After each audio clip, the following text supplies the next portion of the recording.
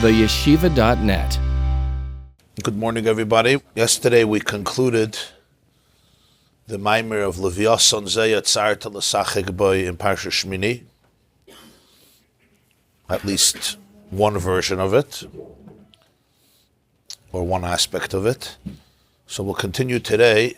The next page, page 38, Parshas Tazria. The first Maamer on Parshas Tazria, Isha ki Sazria v'yolda zachar. Page 38, or Daf Yutes Amud Gimel, Yutes column 3. On top it should say Shmini Tazria. The opening of Parshas Tazria, which is this week's portion, Parsha, opens with the words, Isha ki Sazria v'yolda zachar. A woman will conceive and give birth to a male. If a woman conceives and gives birth to a male, and the whole continuation of the various laws connected to childbirth.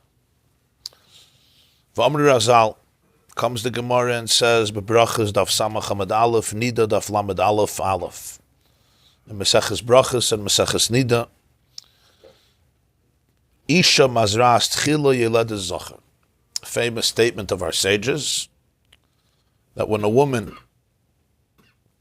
is mazras tchila, which literally means if she is the first one to generate the flow, the orgasmic flow of zera, of seed, then yoled zachar, the baby will be male. And the Gemara continues, Ish mazriat tchila yoledes nekeva.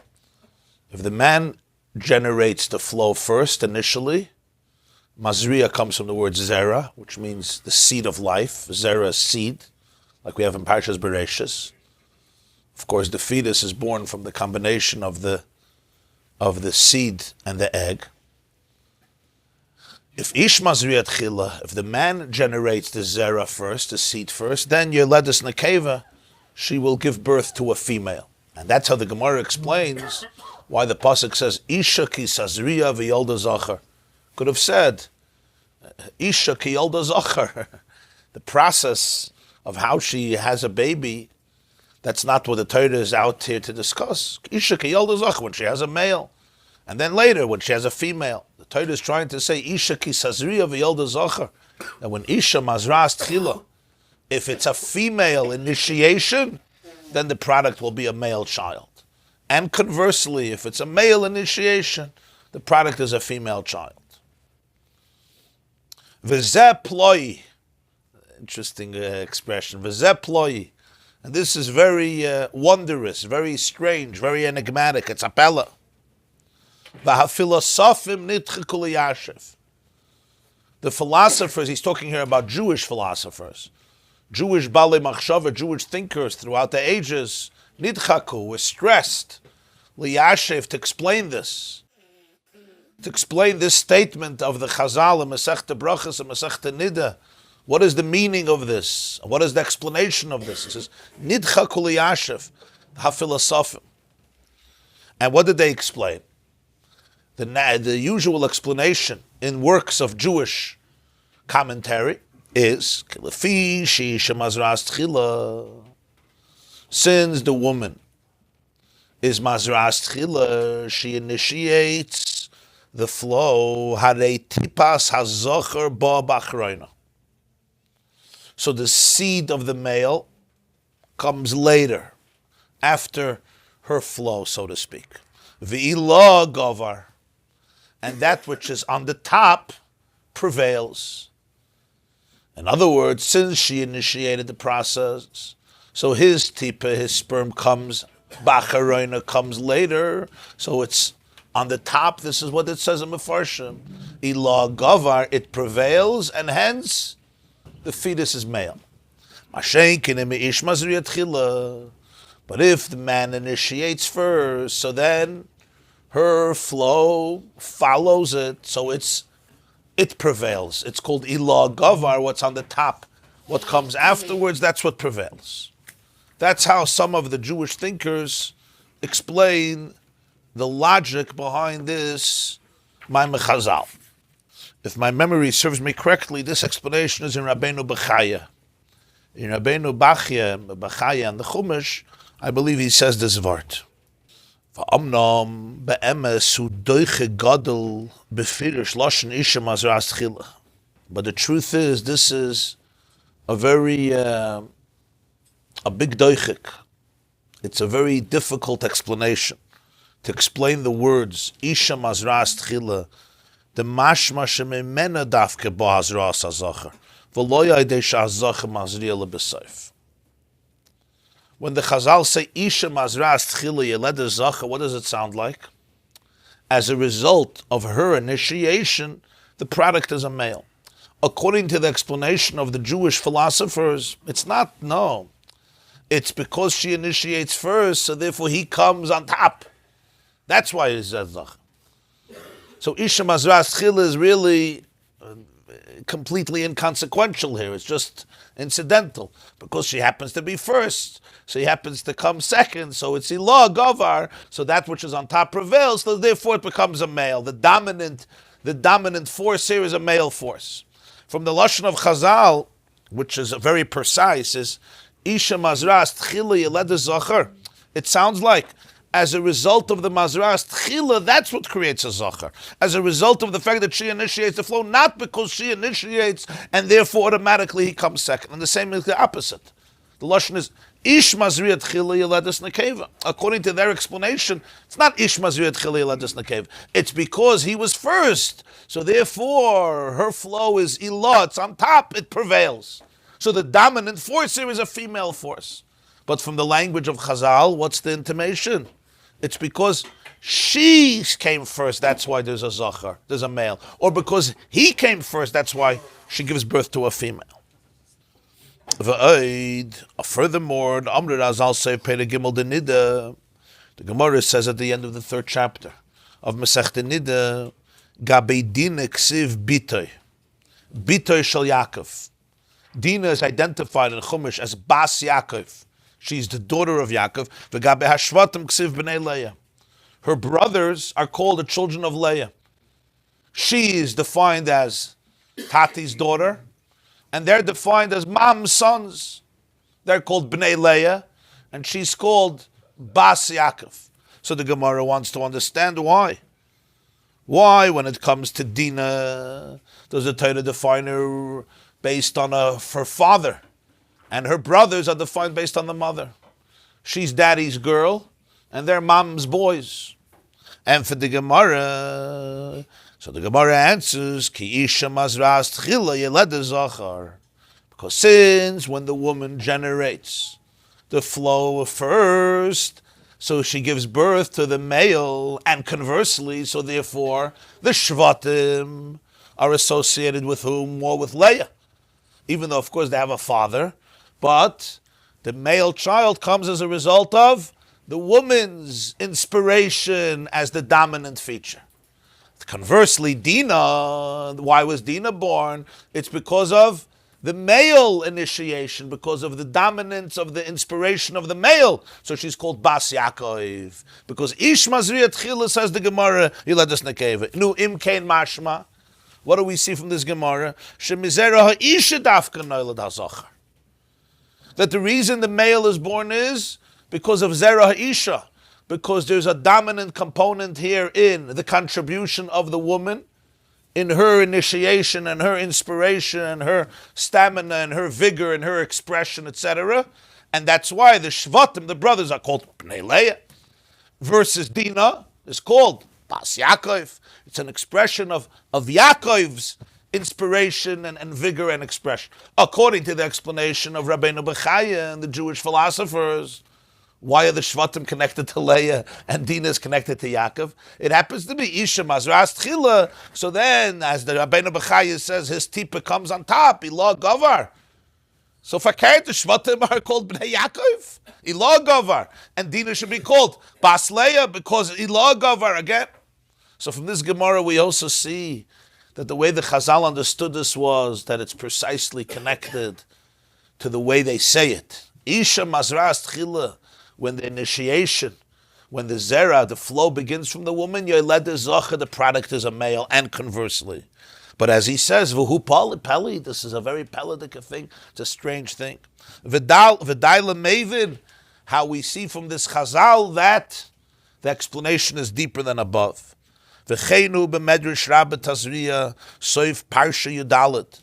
The same can also be it could be seen from the language in Medrash Tazria, Hazachar min ha'isha. The male comes from the woman. According to the explanation of the Jewish philosophers, why is Hazachar min ha'isha? The Zachar is from the Isha and the Ish. Fakert. The reason he's a Zachar is because the Ish is Goyver, law Govar.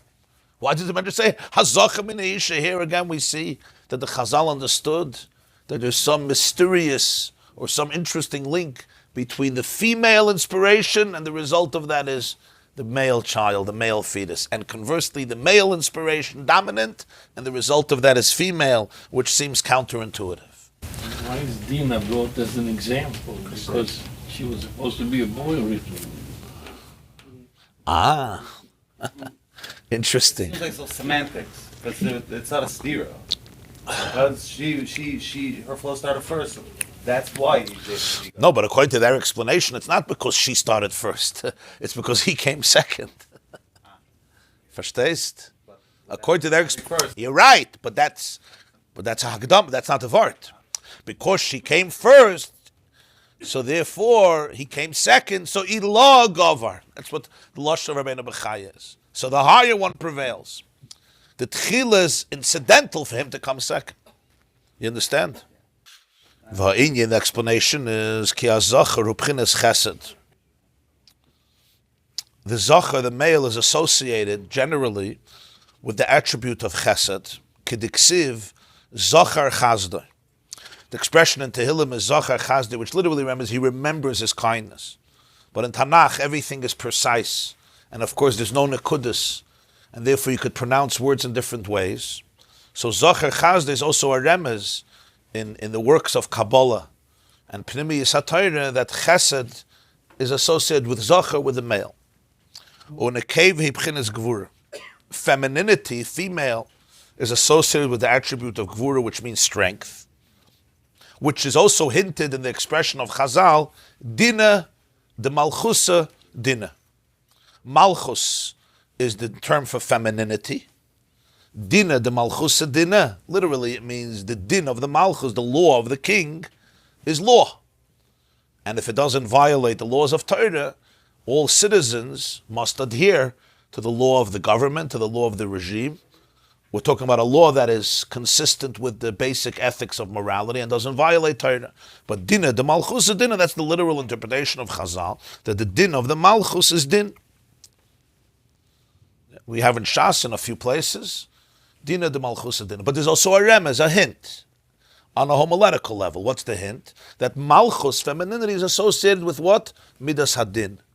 Midas Hadin means judgment, sternness, severity, Gevurah. Dina, din, very well. Dina, yeah. Maamer Azal, as the Gemara says, al Sari Imenu. About Sarah, Shebesha, the Beseches Baba Metzia, Shebesha, Shebistru Amalachim. Shasida Shetelet Ben Zachar Pirsa Nid the B'chinas Guras. When the Malachim, the angels, came to visit Avram and Sarah, and they notified her that she's going to have a male, a child, after all these years. So Pirsa Nid.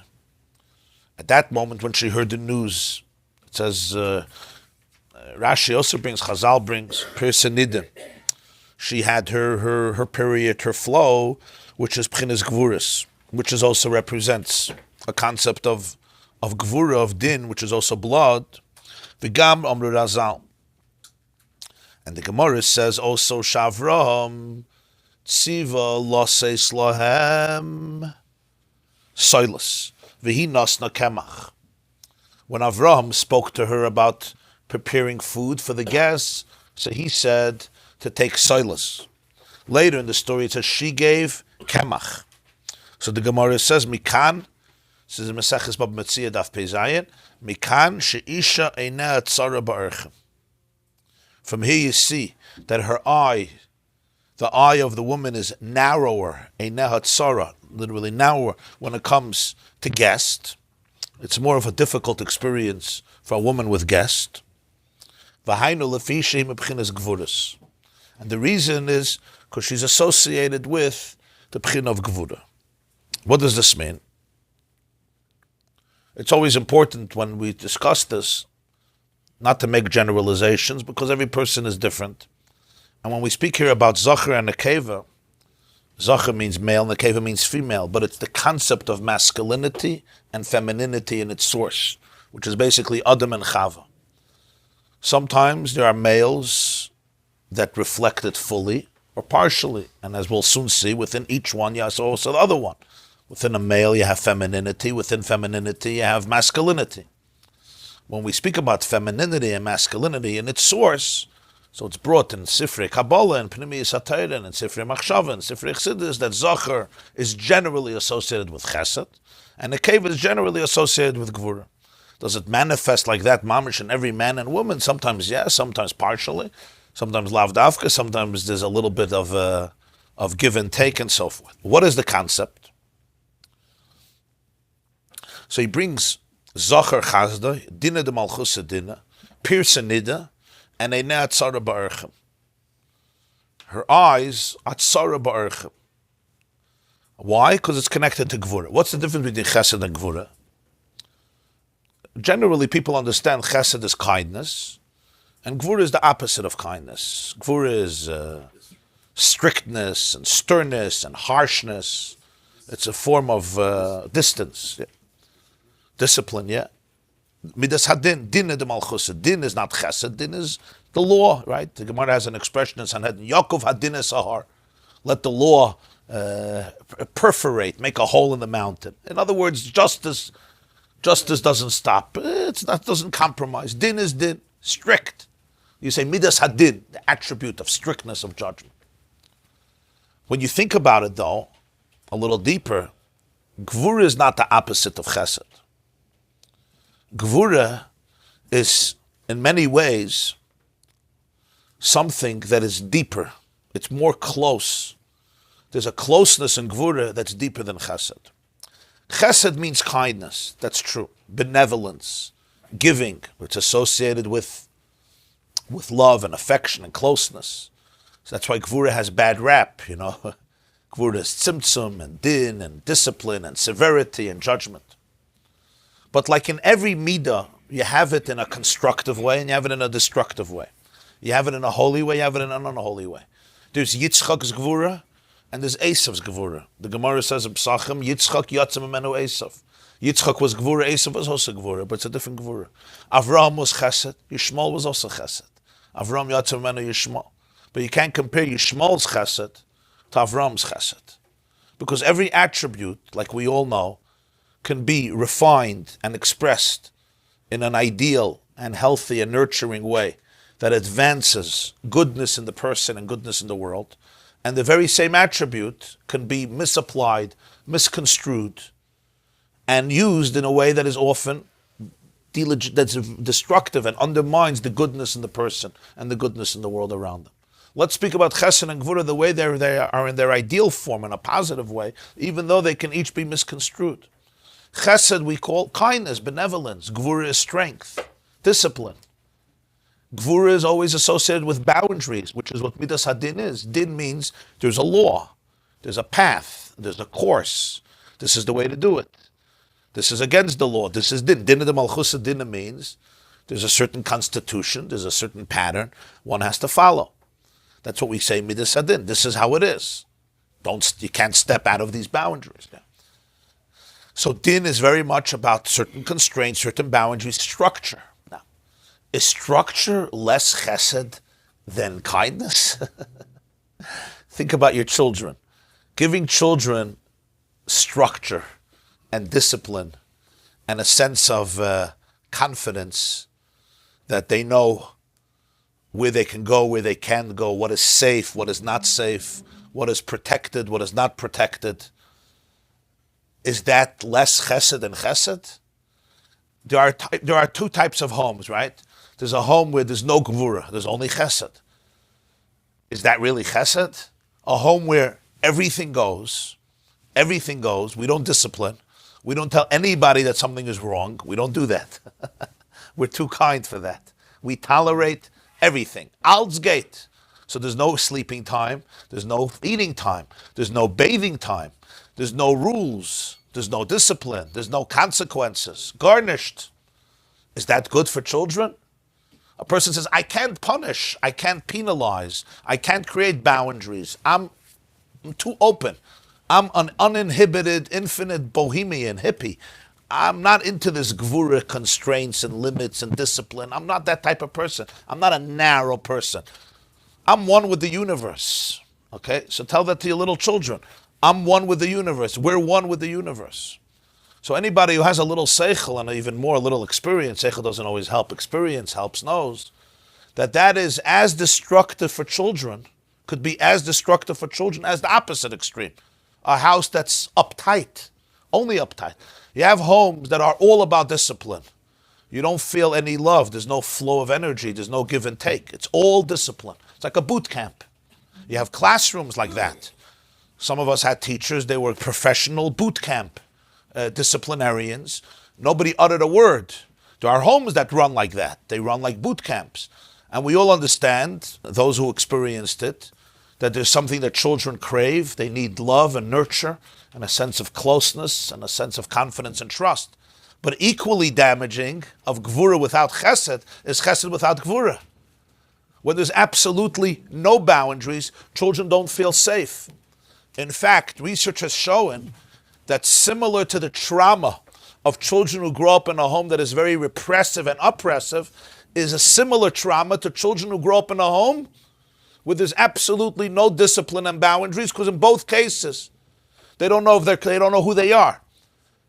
They don't feel safe.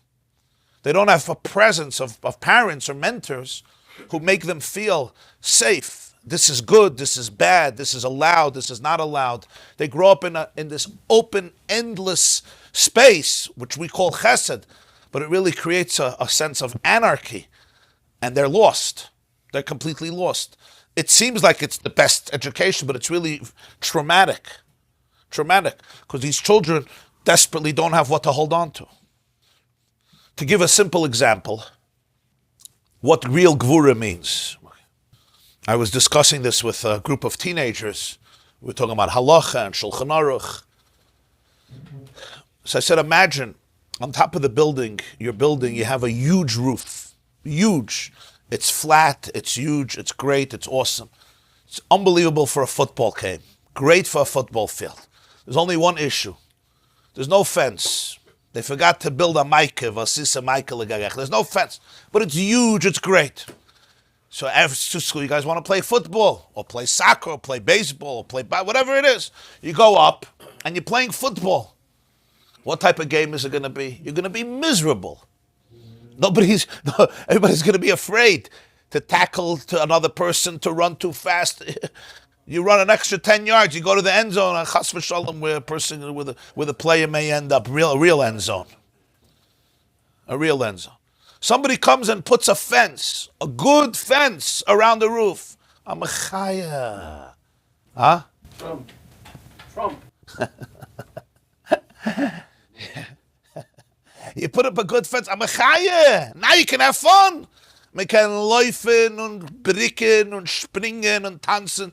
You could run and jump and dance and tackle and fly up and fly down. And exercise and express all your energy and vigor and stamina and have a great time. So you look, why are you limiting them? You're not limiting them. You're allowing them actually to play a good game. You're being kind to them. Why are you being kind to them? Because there's a safety.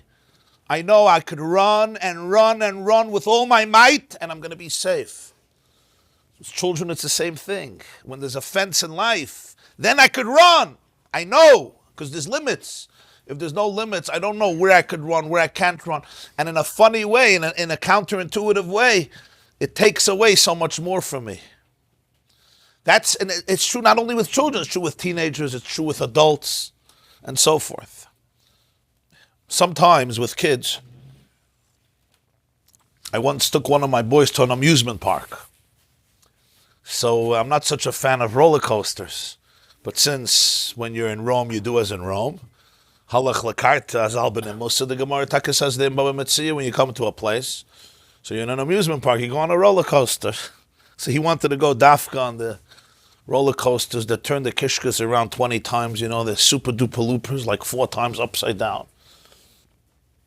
And of course, to sit in the front, and the hands have to be up. I mean, all the all the minhagim and the hidurim and the chumras. Okay, so I didn't do all the hidurim, but I tried at best to be somewhat accommodating, to be somewhat fun, not too nerdy. So I sit down, and you know how it is in the roller coasters. The goyim are taking pictures, and the Jews are saying vidui. The goyim are taking pictures, malayf, mashpring, they're eating, and Jews are writing tzavos and saying Shema Yisrael, and they want to see if it may be broken, right? And if he falls, where he's going to fall. The Gevurah Kaddish are available. He's writing tzavos, he's sending texts, v'chuli, v'chuli. It's a whole different matzav. On Ferris wheels, it's that way too. You ever see when the Ferris wheel stops? The Gentiles start taking pictures, and the Jews want to know what's wrong with the Ferris wheel. Why did it stop? Is he ever going to come down? He's already sending messages to his wife, and so on and so forth. It's a shrek. This is our trauma. We have trauma for many years, so it expresses itself, Baruch Hashem, in America, in Ferris wheels and roller coasters. So I'm sitting there, and you have to put on the seatbelt, right? So I put on the seatbelt. And the person is walking by to check, and I'm afraid that he's going to skip me, and he's not going to check me. Why he's going to skip me? It's just a fear. He's going to skip me and not check me, and it's not going to, and it's going to open up.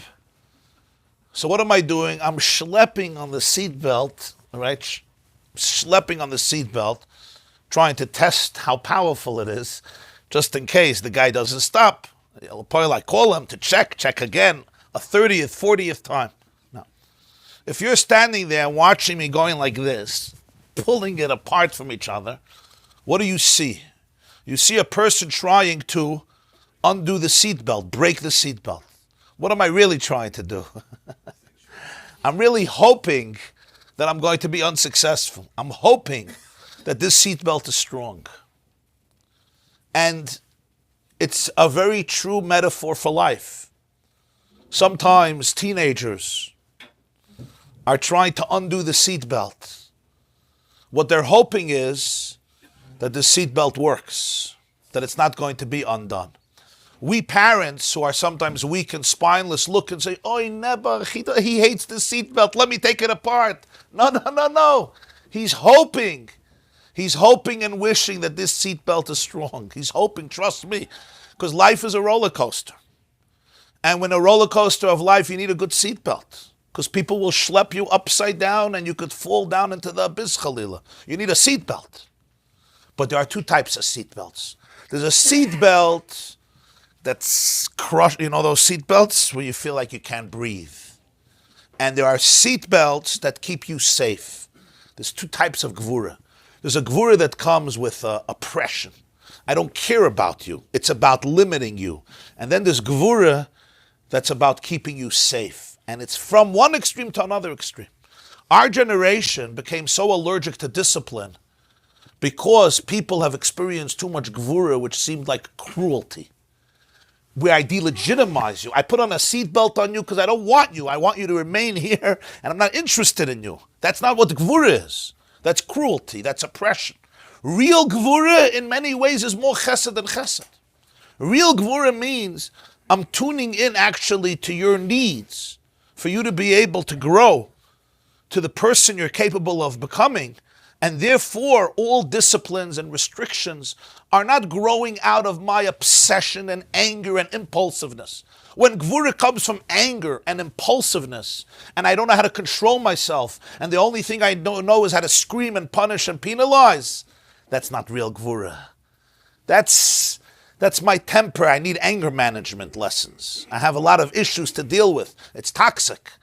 But then there's Gevurah that's actually full of kindness. It's full of love. It's the seatbelt that helps you navigate a journey that takes you upside down 25 times in a super duper looper. And life is very, very fast these days, especially when you're 16 years old. And if you know that you have parents who are emotionally present in your life, emotionally present, not just to make rules, but they're present. So it's like building that fence around that roof. Vasisa kisivna bayis chadosh. Vasisa Michael legagecha. That's not a gevurah that oppresses. That's a gevurah that allows you to play the game. It really allows you to play the game. You understand what I'm saying? This is important stuff, especially for children and teenagers today. Parents run away.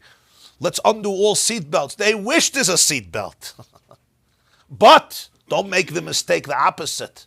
Putting on a seatbelt doesn't mean mean and harsh and oppressive and delegitimizing and mocking and being cynical and being angry. On the contrary, it means I want you to have fun. I want you to be creative. I want you to play a good football game. I want you to have a good roller coaster ride. When that seatbelt was tight, I can actually enjoy the ride. Well, not me, but people can enjoy the ride. What if you know, I don't have seatbelts. I'm bli gvul. I don't believe in Gevurah. You're sitting on the roller coaster, right? And you're waiting for the moment of Yitzias HaNeshama. That's called fun? That's not fun. The more Gevurah, the more life, the more creativity.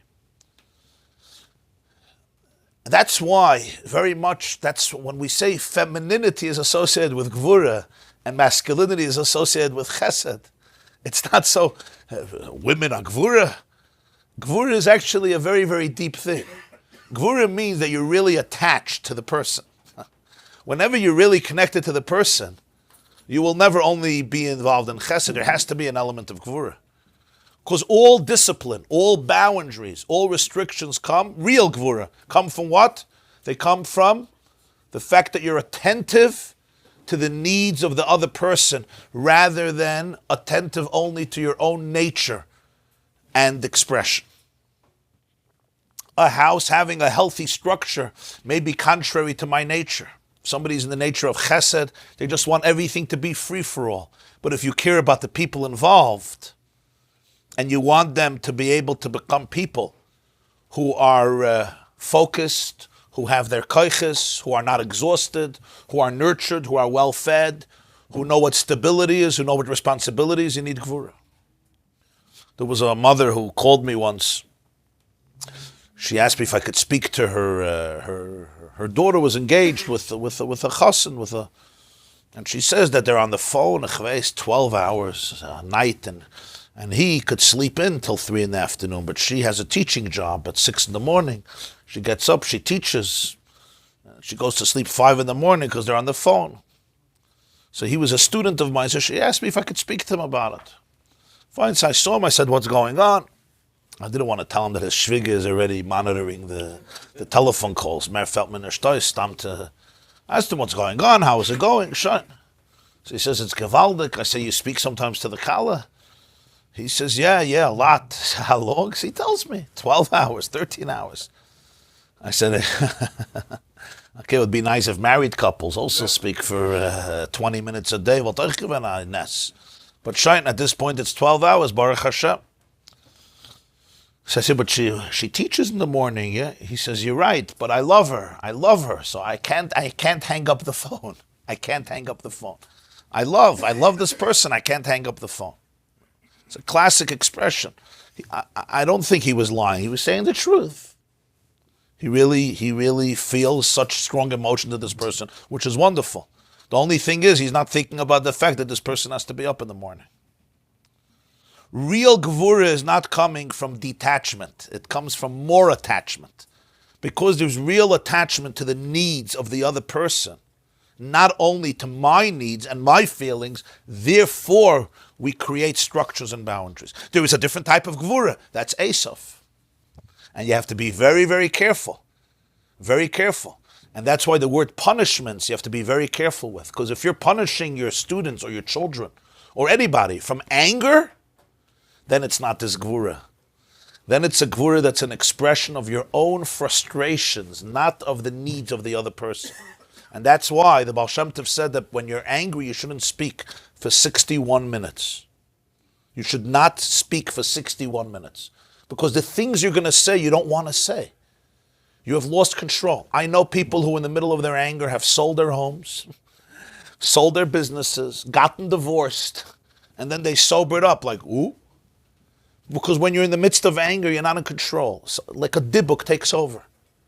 When people are punishing out of anger, you come home, you have a headache, and you have the flu, and you have the virus. And Baruch Hashem, your wife sent you a text like she knows how to send you. And now you come home, and now your child says that comment that Maamer triggers all your insecurity and trauma from 45 years, right? So you have a meltdown, an epic meltdown. Alav Yosim et Asher Habar. As a gladiator, and who's the victim? The victim is, of course, the little child, because he's innocent, and what is he going to fight you? Yeah, like I once heard a father tell his son, I'm not making a bar mitzvah for you. Great. I'm not sending you to camp. Great. You can have him 2 months in your house. That's a wonderful penalty. That's real. I'm not sending you to camp. I'm not making a bar mitzvah for you. Okay, yeah. I'm not making a bar mitzvah for you, right? The guy did it. He was pushed angry. He lost it. So what is he going to say? What is he going to say? I'm not marrying you off? What is he going to say? So he says, I'm not making a bar mitzvah. He knows the kid is as soon as a bar mitzvah, all the friends are having a bar mitzvah. It's great. Now, yeah.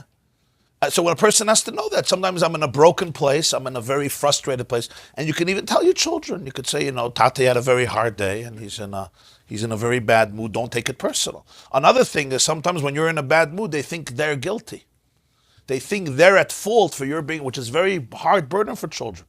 Just like children, when parents get divorced, blame themselves for their fighting and the burden they have to live with, that I'm the one who destroyed the family. I'm the one single-handedly. I'm the one. So these are all things where one has to be very, very careful between Gevurah and Gevurah. Eineha tzara ba'orchem. Yeah, literally it means she's stingy when it comes to guests. What the Chazal is saying is for women it's harder to have guests than for men. Very interesting observation. For women it's harder to have guests than for men because they're more midas hagvurah than midas hachesed. And midas hachesed is more, in many ways, it's kind, but it's like a little detached. You give. And Gevurah is, you're very attached. You're very attached, and therefore you're detailed-oriented. Gevurah is always detailed-oriented. Chesed is not. Gevurah is tzimtzum. Why is Gevurah tzimtzum? Tzimtzum means detailed-oriented, focused, filtered.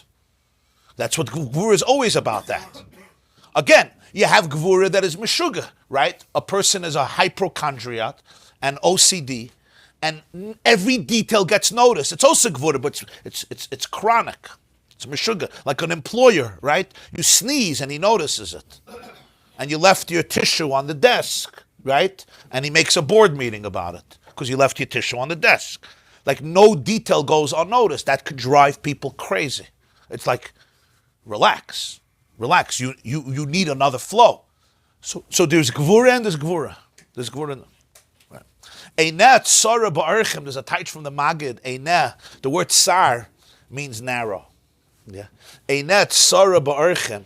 Her eye is narrow when it comes to guests. Meaning, men often, they liked what we call in Yiddish, they haben lieb zu firin tish. They like to fir a tish. You have a lot of guests, mefir tish, and Eineh tzara ba'orchem means women naturally want a more intimate relationship. You can't have an intimate relationship when you have a bunch of guests around the table. You can only talk about general things. You talk about Trump. Today you can't even talk about that when you have guests. Got to be very careful. I mean, maybe Monsey, yeah, but not other places. What Eineh tzara, she wants to, tzara, from the word tsar, she wants to tune in and focus in. It's about a very individual relationship. If you have one person, you could speak to them, you can get to know them, you could share. With more people, it's harder. It's a different energy. It's a different ambiance. She serves each orach. She serves each orach to what they need. Yeah. You'll sometimes also, and every detail and everything becomes part of the process. She doesn't, right? Women will often say, how can I bring guests into this house? Yeah. I didn't prepare, the house is a mess, there's not enough food. And like the guy, well, I'll just go to Evergreen, was willst du? I'll buy coleslaw, egg salad, whatever it is, yeah? It's So there's yesh bazeh mashem bazeh. There's a beauty to this, there's a beauty to this. So generally speaking, masculinity is associated with chesed, and femininity is associated with Gevurah. With Gevurah. Dina, the malchusa dina. And that's the concept of the nida. Nida is a concept of Gevurah. And that's why there's an intensity that femininity represents. Again, not everybody and not always, and it's not a generalization, but very often there's a certain intensity of emotion that femininity represents that masculinity doesn't have. When it comes to sometimes what men don't even notice, for women is a very, very big deal. There's a deep emotional sensitivity to a person's comments, to a person's energy, to a person's ambiance. Now, for many men, this is very, very difficult. A lot of husbands, it takes them years to learn about this. First, they're blaming themselves. Then they're trying to change their wives. But you have to really come to learn and respect that there's, like we spoke many times, there's different people, there's different personalities, different energies. And just because a person operates on a different level of energy, it's not a blame on you. It doesn't delegitimize you. You don't have to delegitimize the other person either. But it's a certain sensitivity that one has to always be attentive to. V'hinei bivlad shnei mazriyim. When you have a child, there's a combination of both. There's what we call an orgasmic flow of both. There's the male and there's the female. Again, zera is the flow. For the man, it's the seed. For the woman, it's expressed in the egg. But shnei mazriyim. Maamer, as the Gemara says, in nida daf lamed loivin min ha'av shememenu atzamas v'gidim amoya chuli oidim min ha'em shememenu oiru basar. The Gemara describes loivin, which is the sperm, the seed from the father, is the source of the bones and the sinews and the brain. Oidem, which represents the egg and the blood, which is red from the mother, which is the source of the skin and the flesh, etc. And together you have the child. How do these two flows unite? Generally, chesed and gevurah are opposites. Water extinguishes fire. Mayim is associated with chesed. Eish is associated with gevurah. Fire and water don't converge without a separation between them. Yet here, every birth is the process of a complete synthesis between the male dynamic and the female dynamic, because the seed of life of the male must be conceived, and encounter the egg of the woman, and together, only together, can the embryo be created, which can be developed into a fetus. How does this synthesis happen? The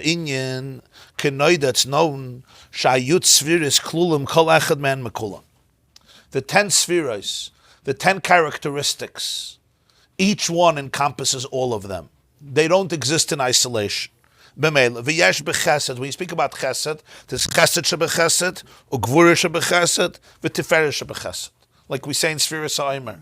7 midas become 49 days because each of the 7 encompasses all 7. V'chein begevurah, you come to Gevurah, yesh chesed shebegevurah, gevurah shebegevurah, chuli. K'moshe nisbar binyan Sfiras Maamer, shem zayin midas, v'kol echad kol mizayin. Sfiras Maamer is 7 midas, but each one encompasses the other 7. So 7 times 7 is 49. So day 1, I focus on the chesed aspect of chesed. But day 2, I have to ask myself another question. Does my chesed have a gevurah aspect? Does my chesed have a tiferes aspect? Does my chesed have a netzach aspect? In other words, there's chesed shebechesed, which is pure chesed. There's gevurah shebechesed, which is the gevurah aspect of chesed. And then there's the tiferes of chesed, and the netzach of chesed, and the hoid of chesed, etc. The same is true the opposite. There's gevurah shebegevurah, there's chesed shebegevurah. Does my gevurah have a chesed in it? Because for gevurah to be wholesome, it needs to have all the other 7. All the 10 must have all 10. Even though the focus may be one. The focus is chesed. This is chesed shebechesed, gevurah shebechesed. It's still chesed, but it's the gevurah aspect of chesed. What would be the gevurah aspect of chesed? Do I know how to filter my chesed?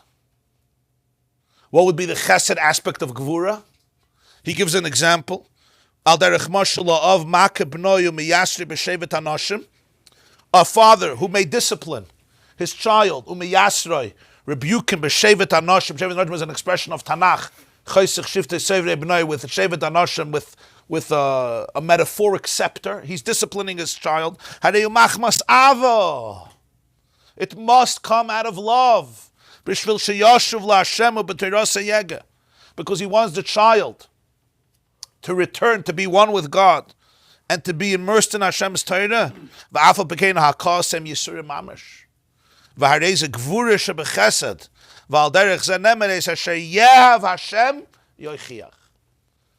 pasuk says, he who God loves, he rebukes. Meaning, not rebuking my child is not love. Not rebuking my child means apathy. Do whatever you want. If I really love you and I care for you, I want you should be the best you can. I want you to be the person you're capable of being. So on one level, it's Gevurah. Rebuke is rebuke. Discipline is discipline. Penalty is penalty. But what's in it? What's behind it? What's the reason for it? The reason for it is pure ahava, love. Fakert, if there wouldn't be love, this wouldn't happen. Then there's chesed shebegvura. Hainu ha'eim shemashbas lebna kol toiv u'menikasei harbei chuli ve'en ze tevasei klal. You spoil a person. You give whatever they want, and it's completely not good for him. Another candy, whatever they want, and it's not good. It's not good for this child's body. It's not good for this child's mind. But I can't say no. So sometimes something, what's his point? His point is sometimes something could look very kind, but it's really not kind. You're really punishing them. It looks like chesed. I'm giving you a knife to play with, but I'm punishing you. Sometimes it could look at the surface as harsh, as distance, but really it's pure love. So it's really chesed, even though the levush is gevurah. Or it's really gevurah, even though the levush is chesed. Sometimes people are so good, they end up being good for nothing. So in other words, what's on the outside is not always on the inside. You have to be able to see the pnimius. And here we learn the Chagav, the Yisoid, that there's no such a thing as punishing if there's no love. Because if you're punishing without love, then the punishment is from a gevurah that is not connected to chesed. It's very often counterproductive. Before I punish somebody, I have to make sure there's the presence of affection. I care. And that's why I'm doing the next step. Because if not, it can be coming from anger and it's completely not helpful. It's punitive, it's vindictive. When you have now the yichud, the unity, and the zivug, the intimacy of the father with the mother, whenever there's intimacy, the father brings to the table himself, which is gevurah.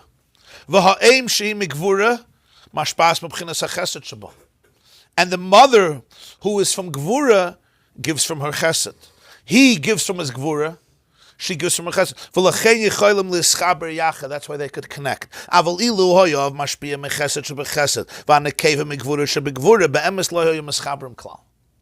If the father would give chesed shebechesed instead of gevurah shebechesed, and the mother would give gevurah shebegvurah instead of chesed shebegvurah, they could never connect.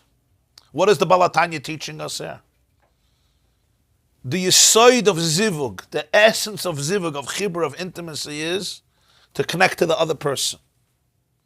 To connect to the other person is I have to be able to find within myself and create within myself, carve out space for the reality of the other person. If the husband cannot find within himself the space for his feminine counterpart, and the woman can't find within herself space for the masculine counterpart, then they can't connect. He's in his world, and she's in her world. How does the connection happen? By him finding the femininity within himself. That's why he says, Ha'av mashpim b'chinas gevurah. He has to be able to discover the gevurah aspect that exists, because even in chesed there's gevurah. In masculinity there's femininity, and the feminine has to discover the masculine within the feminine. What does this mean on a practical level? On a practical level, it means I have to be able to create space for the other person. I have to really be attentive to who you are, what your personality is, what your energy is, and find that within myself. Now, this is something that's very hard because it's not me. I have to really open myself up to you. But the only way I can open myself up to you is if I find that little you in me. Because if I can't find that little you in me, then I can't relate to it. I can't respect it. I can't create space for it. So the husband connects by bringing to the table, by bringing in the energy of the feminine that he finds within himself. And she does the opposite. So in people's life, in a couple's life, it's very much about listening. It's really listening and tuning into who the other person is without judgment. What often happens is, I'm listening to you, but I'm judging right away. Judging means I'm imposing my ideas on what you're saying. So either I like it or I hate it, but I'm always judging it. But then there's a concept called curiosity. Curiosity means, can I just listen to the other person and find out who they are without the need to put it in perspective? Just as real curiosity. You know, it's good advice for many couples. If a person would come to me to see me, just a stranger, I never heard his name before, and he would sit down and he would tell me about all these things that are going on in his brain, I'm not going to take it personal. I'm going to listen with curiosity. What is this person going through? Can you do that with your spouse? In this sense, just listen with curiosity. What is this person going through? Without the need to say, you're wrong. How could you be so stupid? Where did you get this idea? It's a shagas. I told you already 600 times not to think like this. Shkoyach, brilliant genius. You told me 600 times. But the truth is, I'm being triggered. I'm being triggered because I feel like somehow I'm being judged. Your wife sharing is not judging you. It's her sharing. Your husband sharing is not judging you. So can you really just listen and learn about the world of the other person? When I could learn about your world and you could learn about my world, that's where unity happens. That's where there could be yichud. So I could now find within myself what he calls it, the Gevurah shebechesed, the femininity within the masculinity. She could find within herself the chesed shebegvurah, the masculinity within the femininity, and here there could be yichud. There could be real connection. Now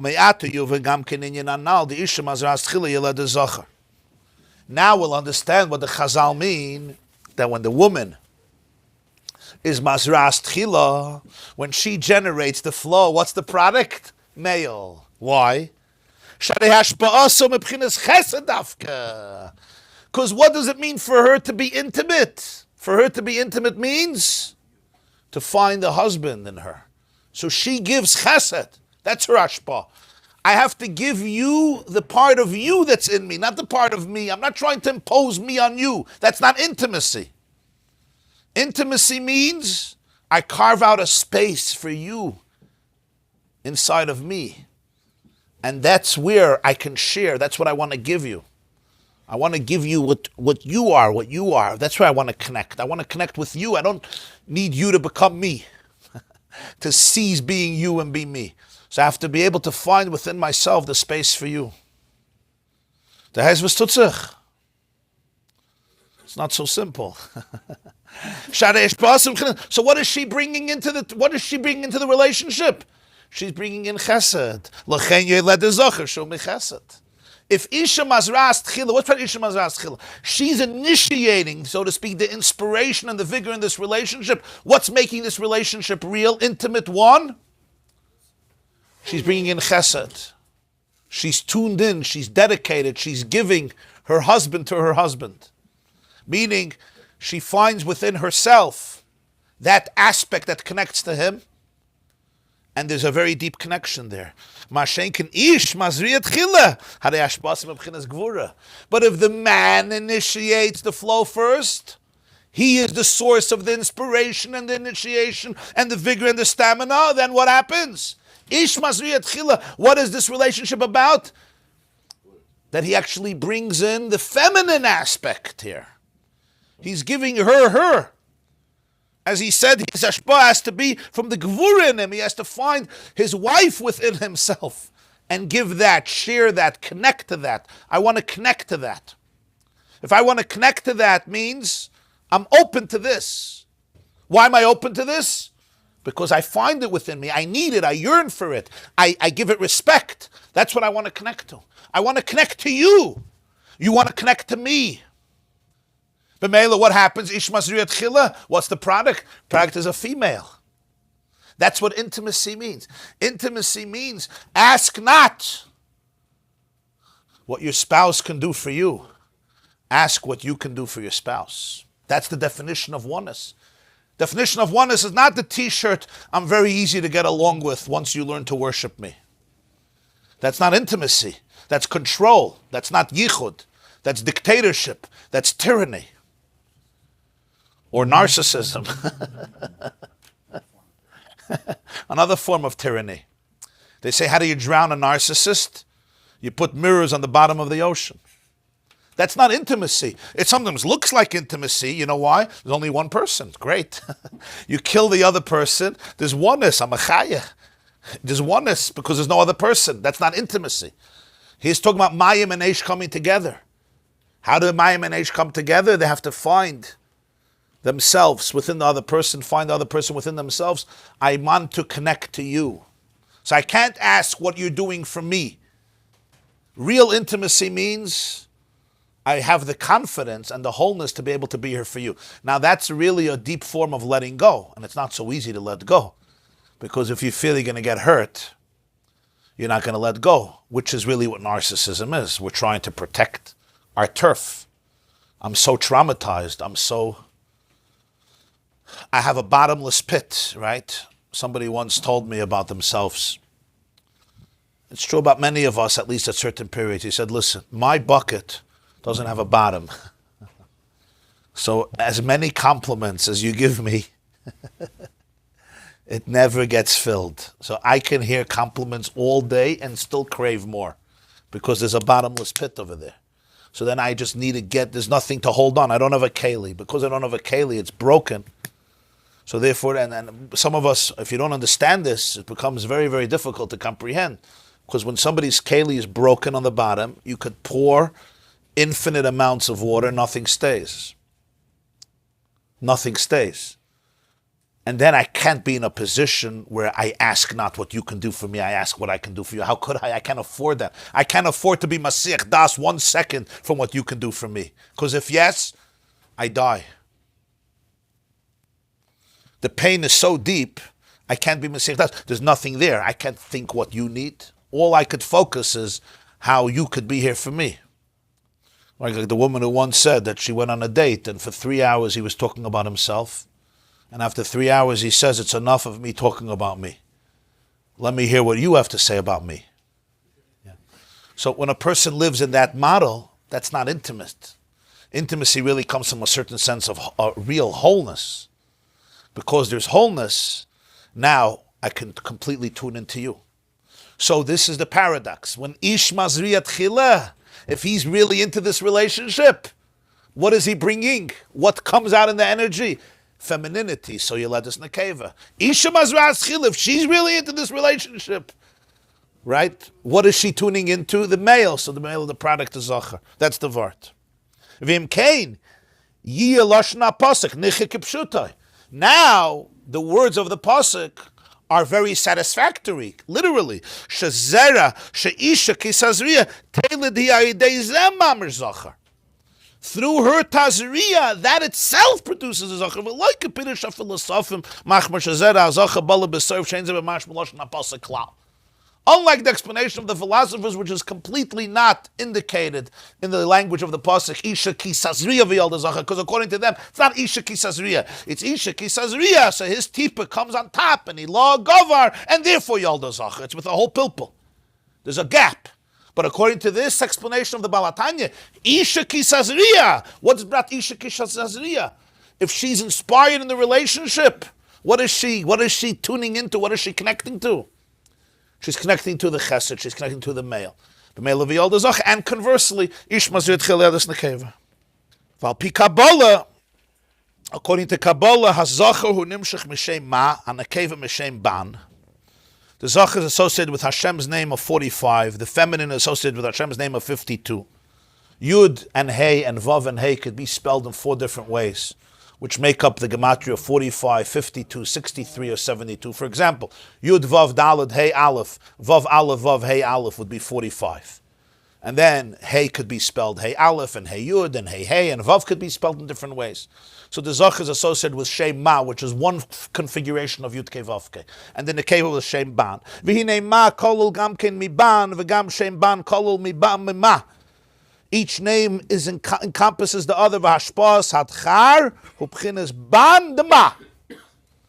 So what's pshat the male gives in a relationship?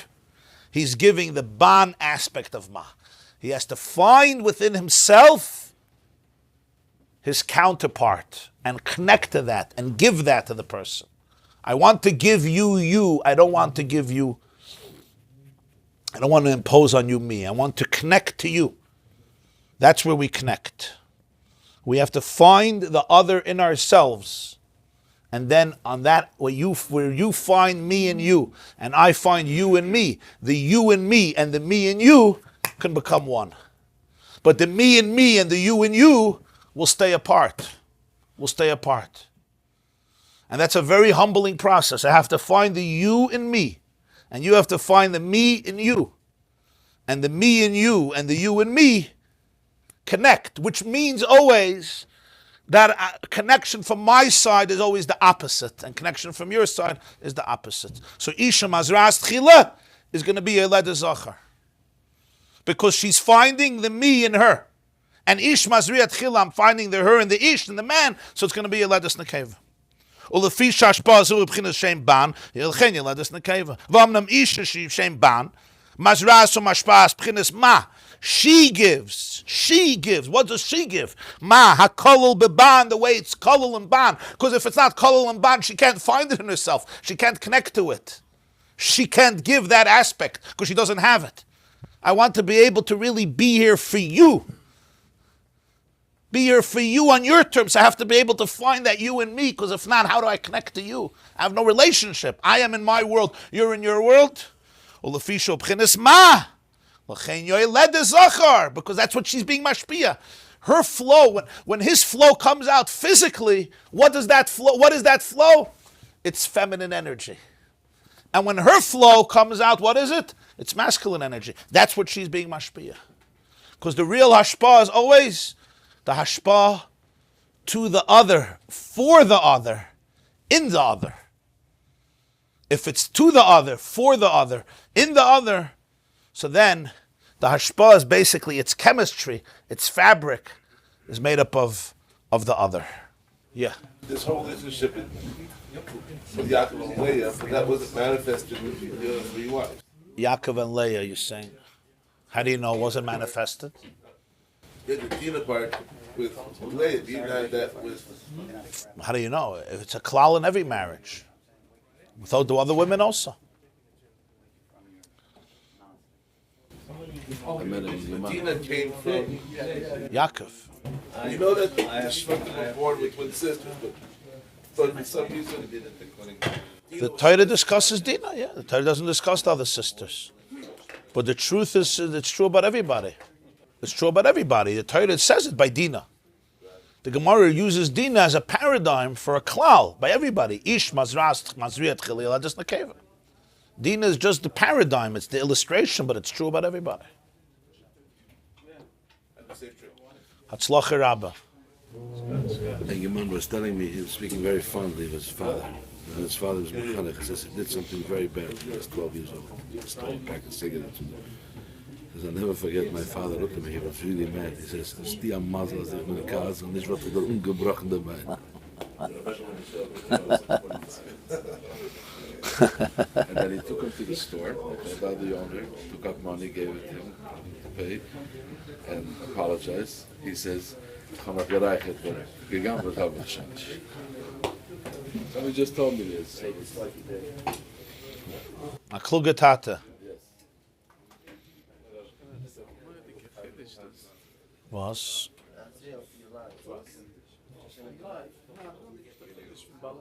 Als was?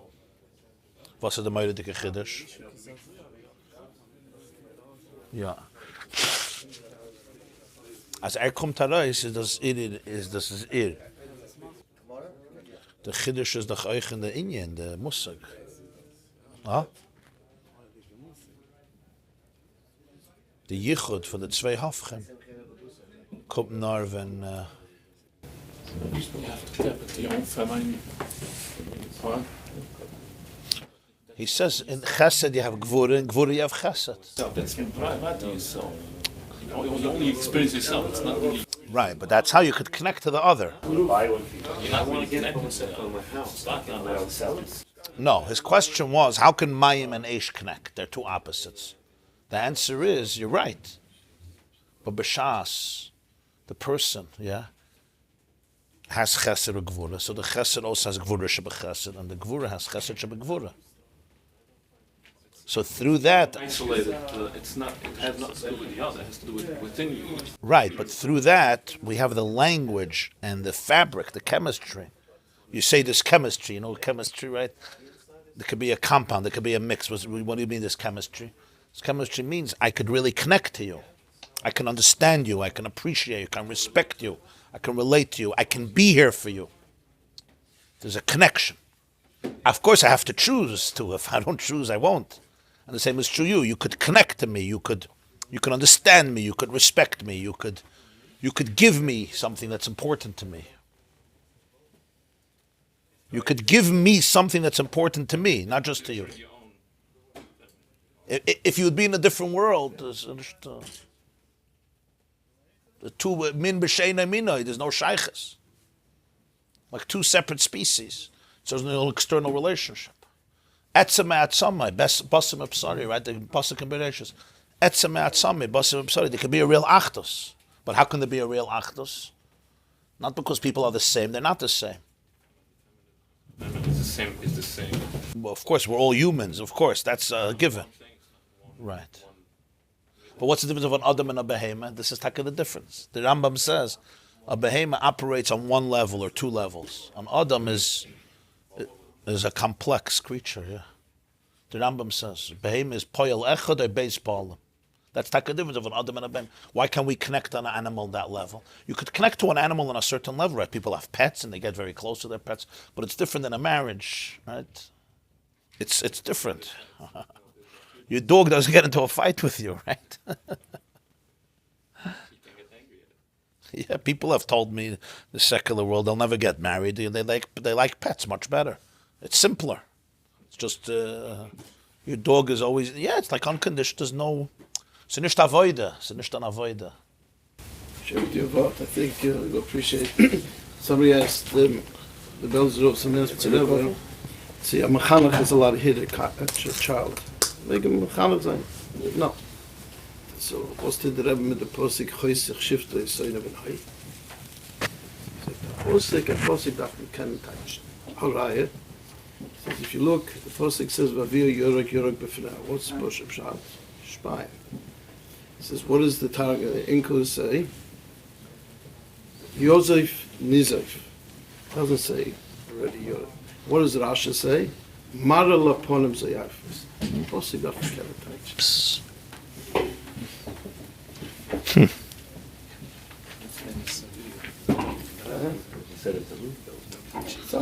Say Tamalamed if he could hit.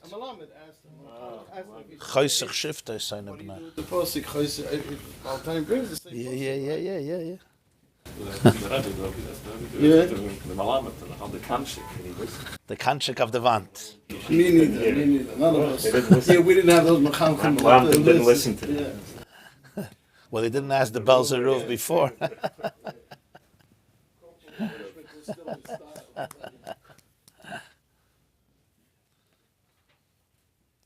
More gvuridik with your wife means more sensitive to her needs. Not gvuridik doesn't mean you should be more gvuridik. You understand? More sensitive to what the other person needs. So I can give the person their needs because I can identify what those are. If I can't identify you and me, how do I give you your needs? I'll just give you my needs, which is what happens often.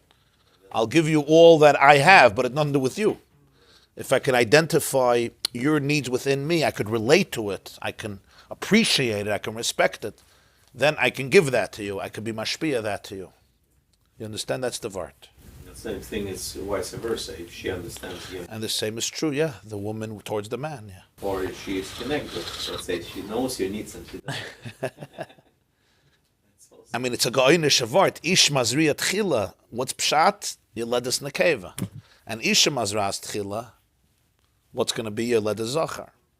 That's what the mazras is. In that flow comes out the dominant feature of the other. There's always a mix, there's always the Y and the X chromosomes. I mean, there's always a mix of the male gene and the female gene, obviously.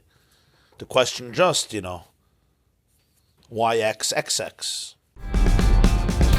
This class is brought to you by theyeshiva.net. Please help us continue the classes. Make even a small contribution at www.theyeshiva.net/donate.